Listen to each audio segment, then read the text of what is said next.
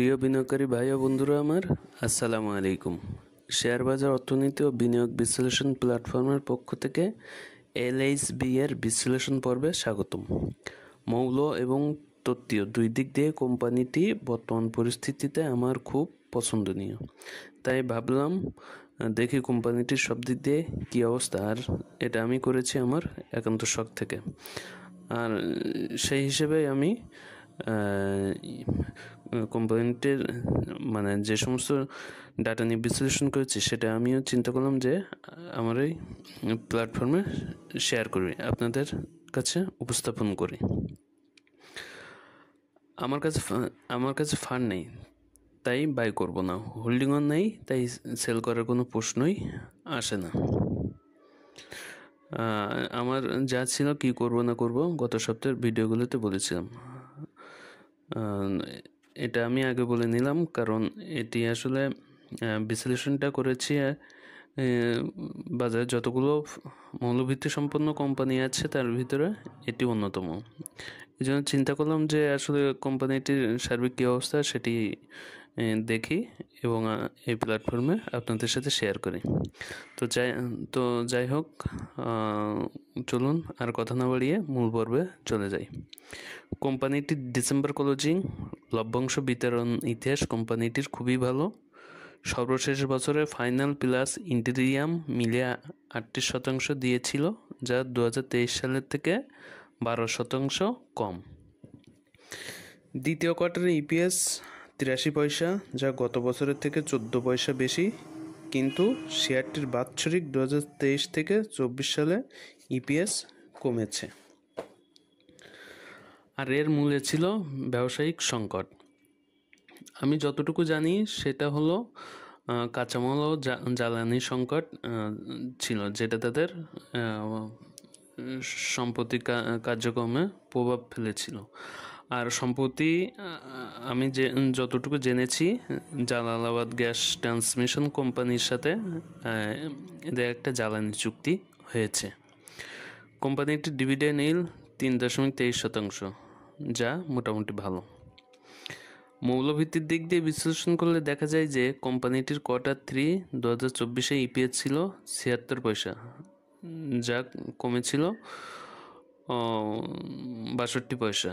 Annual 2024 সালে annual EPS ছিল 3.29, যা গত বছরের থেকে কম ছিল 1.83 পয়সা। Q1 25 ছিল 1 টাকা 20 পয়সা, যা গত বছর থেকে কম ছিল 20 পয়সা। কিন্তু Q2 25 ইপিএস হয়েছে 83 পয়সা, যা গতবারের থেকে বেড়েছে 14 পয়সা। আর এই বিষয়টি পজিটিভ সিগন্যাল প্রদান করে।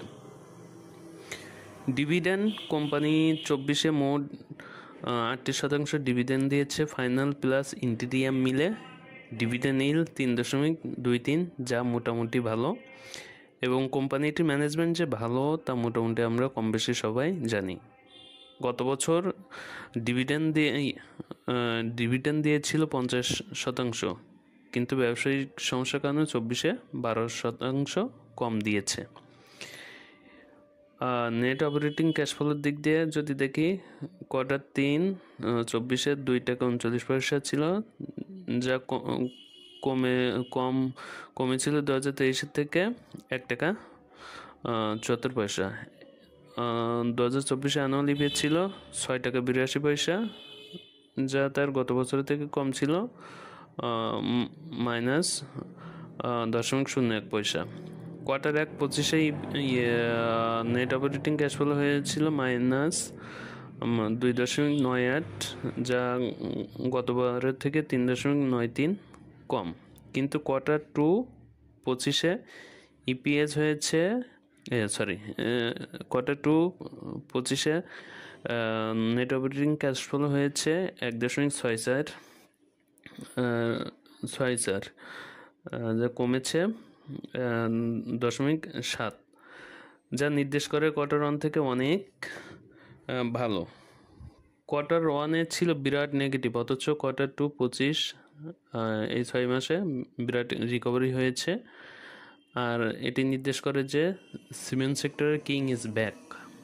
ওভারঅল মার্কেটে যতগুলো ভালো মৌলভিত্তি সম্পন্ন কোম্পানি আছে তার মধ্যে এটি অন্যতম। Date free plus positive EPS plus cash dividend plus net operating cash flow কোম্পানিটির শক্তিশালী ভিত্তি নির্দেশ করে। আমি যতটুকু জানি এলএসবি এর পারফরমেন্স খারাপ হওয়ার পিছনে ছিল কাঁচামাল ও জ্বালানি স্বল্পতা, সেটা সম্প্রতি সময়ে কেটে গেছে, যার প্রতিফলন সর্বশেষ ইপিএস ও নেট অপারেটিং ক্যাশ ফ্লোয়ে দেখেছি।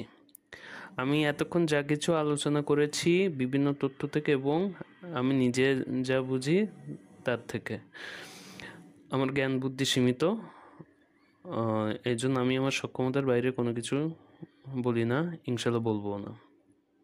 এবার আসি তত্ত্বীয় দিকে। শেয়ারটি জুনের শুরু এবং মেয়ের শেষ থেকে মুভমেন্ট শুরু করেছিল এবং শেষ কার্যদিবস পর্যন্ত সেটি ধরে রেখেছে। 42.70 হতে শুরু করে বর্তমানে আছে 58.62। দাম বেড়েছে 15.92 শতকরা হিসেবে, যা প্রায় 37.28% প্রায়। শেয়ারটি 45 টাকা হওয়ার পরে বড় ভলিউম নিয়ে ব্রেকআউট দিয়েছিল। এখন তাহলে কি করতে পারি? নতুন বাই করার চিন্তা থাকলে সম্ভাব্য পুলব্যাক এন্ট্রি হিসেবে 50 থেকে 54 এই জোনকে টার্গেট করতে পারি। আমি এখানে কিন্তু মান্থলি বেসিসে আলোচনা করতেছি, কারণ ডেইলি বা উইকলি এটি অনেক হাই। যেহেতু কোম্পানিটি এলএসবি, সেই বিবেচনায় মান্থলি বিশ্লেষণ করতেছি। আর মান্থলি বেসিসে এটি আপাতত একটি ছোট রিভার্সাল ট্রেন্ড লাইন তৈরি হচ্ছে, আর এটি ব্রেক করলে বড় র্যালি দেখতে পাবো আশা করি, ইনশাল্লাহ। আমি আবারও বলছি, আমার হাতে ফান্ড নেই, তাই এন্ট্রি নেব না, কারণ আমার ফান্ড অলরেডি কোথায় বিনিয়োগ করতে পারি সেটা জানিয়েছিলাম। এখন আসি ট্রেডিং কৌশল নিয়ে। প্রথম এন্ট্রি টার্গেট হিসেবে আমরা সেট করতে পারি 45 থেকে 54। আর যদি 60+ ভলিউম নিয়ে রিভার্সাল ট্রেন্ড লাইন ব্রেকআউট করতে পারে তাহলে এর সম্ভাবনা থাকবে অনেক দূর। আর প্রফিট জোন হিসেবে প্রথম টার্গেট রাখতে পারে 75 থেকে 80 টাকা। আমি পুনশ্চ বলতেছি, শেয়ার বাজার অর্থনীতি ও বিনিয়োগ বিশ্লেষণ প্ল্যাটফর্ম কোনো ধরনের বাই বা সেলের জন্য উৎসাহিত করে না। টাকা আপনার, বিনিয়োগ আপনার আর্থিক মুক্তির জন্য বিনিয়োগ যাত্রা সফল হোক এই কামনা করি, দোয়া করি।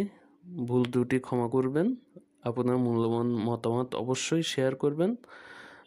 আজ এই পর্যন্ত, সবাই ভালো থাকবেন, সুস্থ থাকবেন। ও আর একটা কথা, জাতের মেয়ে কালোও ভালো, নদীর জল ঘোলাও ভালো। আসসালামু আলাইকুম।